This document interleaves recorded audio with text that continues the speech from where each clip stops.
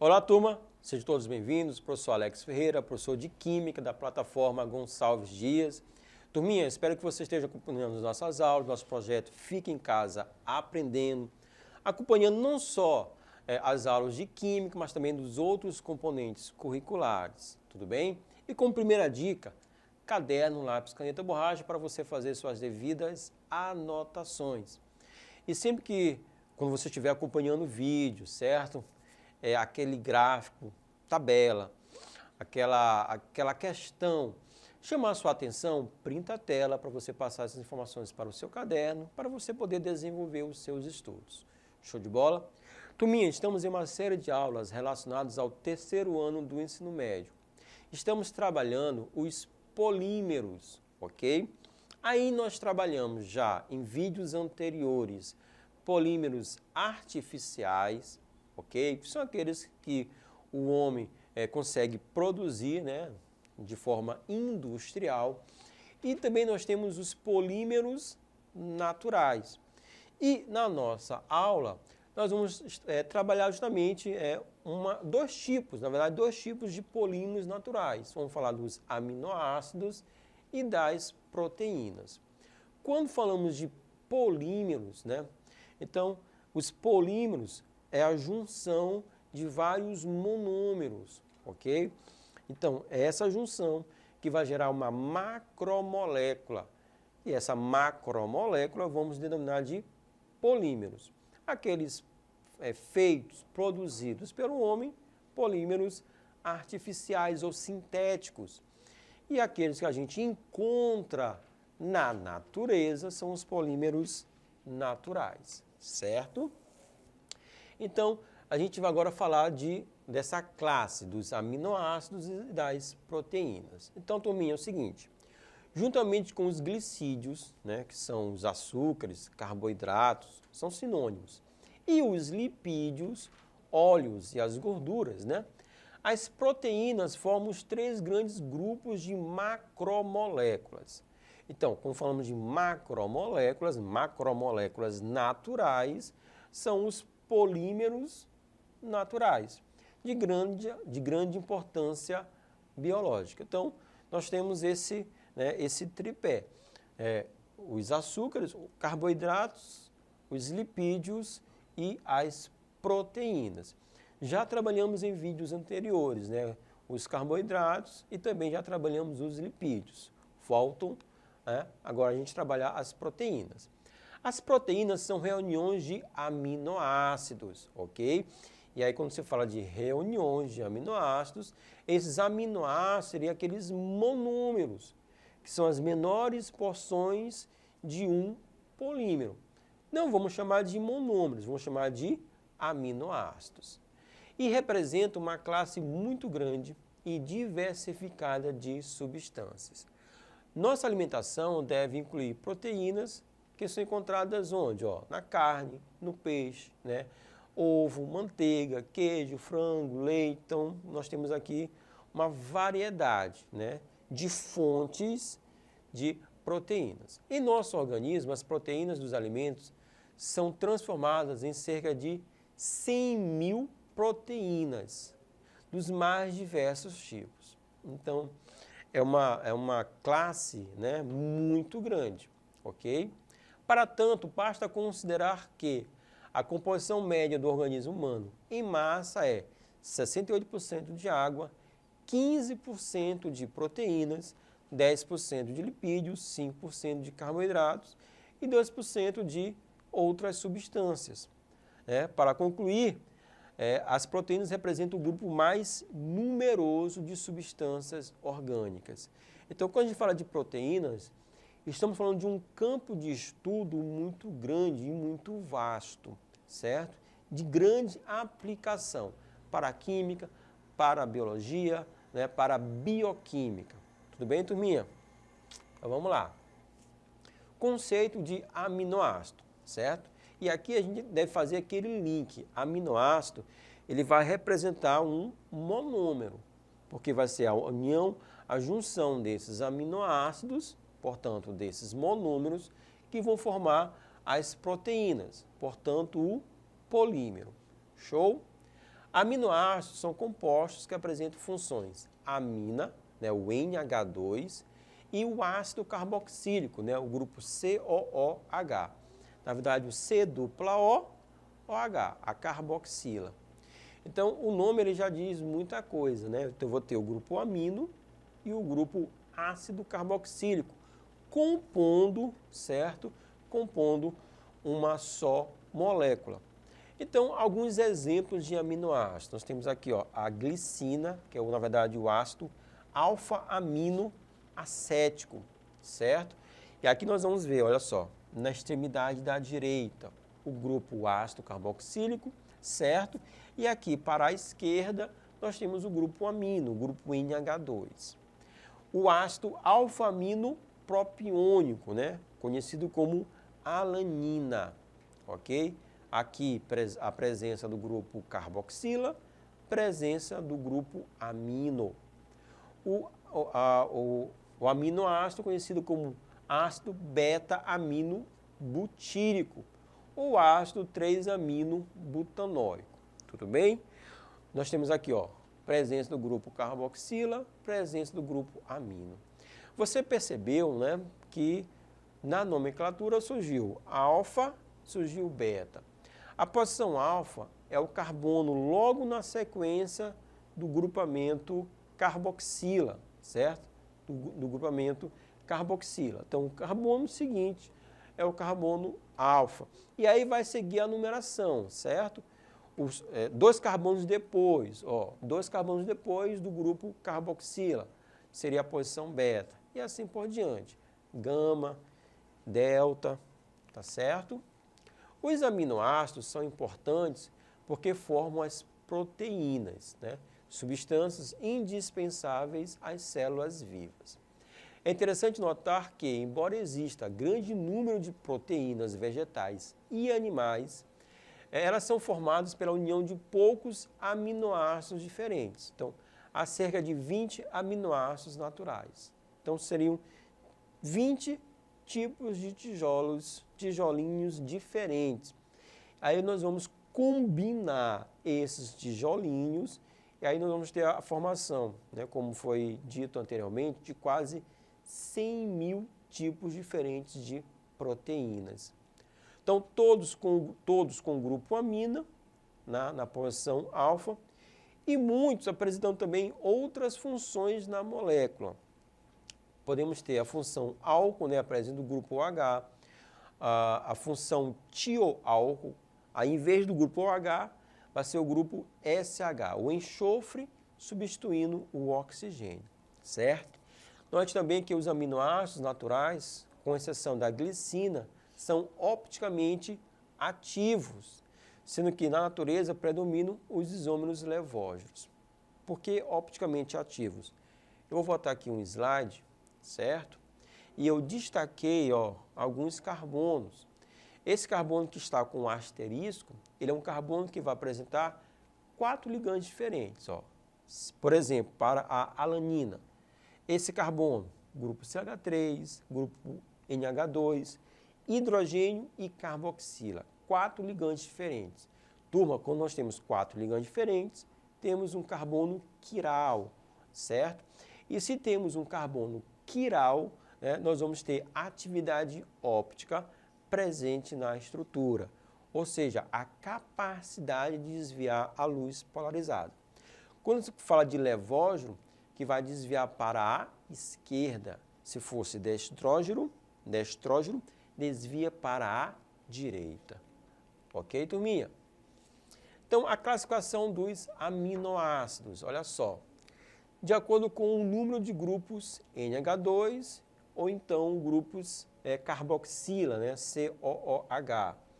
Então, eu posso ter ó, o grupo monoamino, monocarboxílico.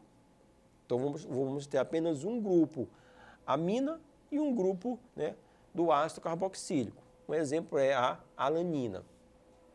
Um monoamino e um dicarboxílico, né? Então, Observa, no ácido aspartico, a presença de um grupo NH2 e a presença de dois grupos carboxilas, né, nas extremidades.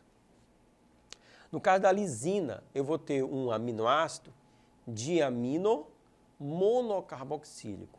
Então, eu vou ter dois grupos NH2 e a presença de apenas um grupo ácido carboxílico. Então, de acordo com a quantidade de grupos NH2 e grupos ácidos. Também nós podemos classificar de acordo com a cadeia carbônica. Aí eu posso ter um aminoácido alifático, cadeia aberta, que apresenta ligações simples, como a cisteína. Aí você vai comparar agora, olha só, se quiser printar, essa é a oportunidade. Então você vai comparar com o fenilalanina, né, que é um aminoácido aromático. Por que aromático? Porque bem aqui, turminha, olha só, nós temos a presença de um anel benzênico, tudo bem? E a presença de um anel benzênico vai gerar o quê? Um aminoácido aromático. Aqui nós temos, no caso do triptofano, tá bom? Um aminoácido heterocíclico.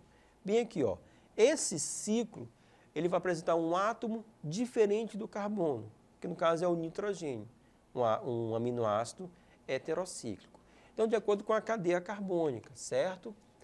De acordo com a síntese, né? Com a síntese pelo organismo. Então, olha só, os organismos vivos sintetizam aminoácidos, né? Ou seja, produzem. No entanto, certos animais, dentre eles os seres humanos, não podem sintetizar certos aminoácidos, denominados então de aminoácidos essenciais ou indispensáveis.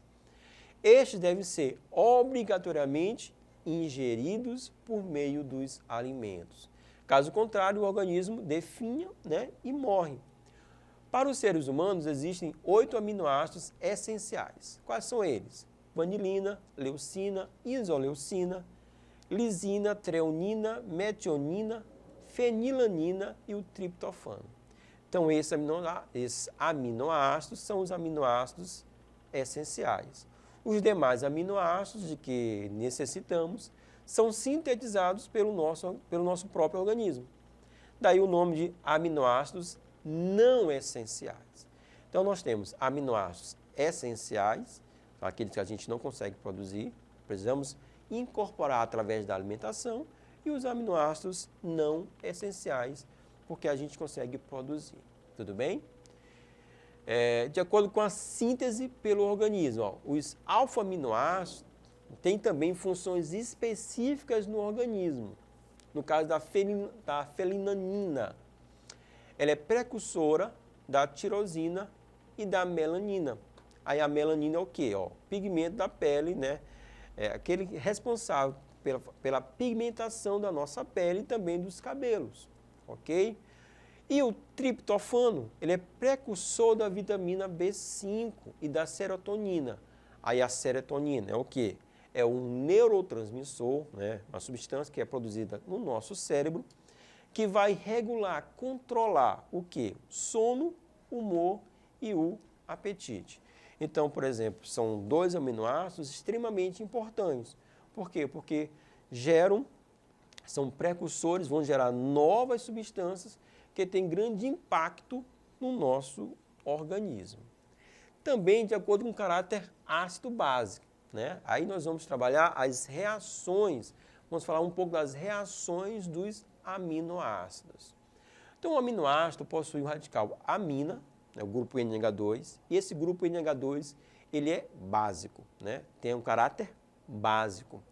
E o radical carboxila, né? E o carboxila vem do ácido carboxílico. Então, esse grupo COH, ele vai ter uma característica ácida.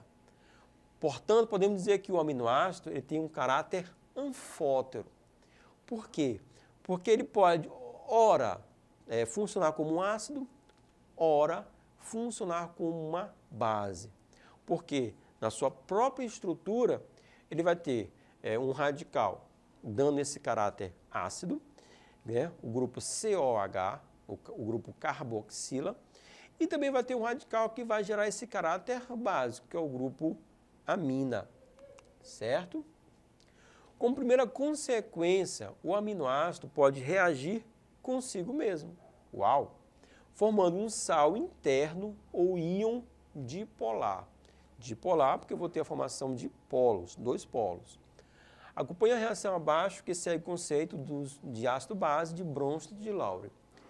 Então nós temos aqui, olha só, o aminoácido, tudo bem?